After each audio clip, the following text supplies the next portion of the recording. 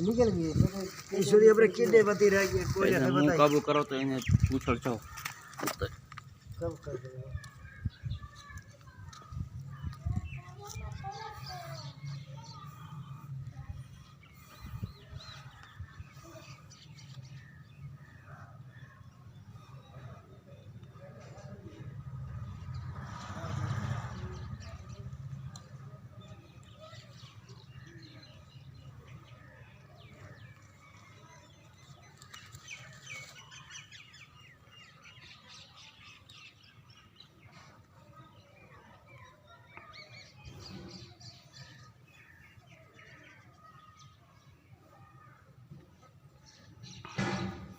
खाने पीने ठीक पई है कहना थे जो खंदी गरी थी ये रे पथना कड़ी पे पहले पेचस करन जी भी है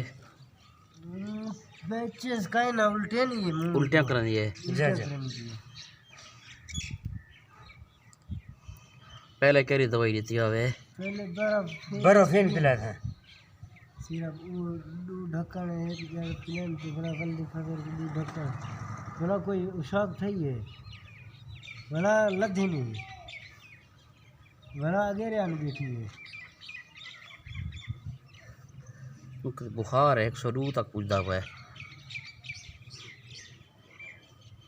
अल्लाह तो बंदे हाई है बुखार इना तेज है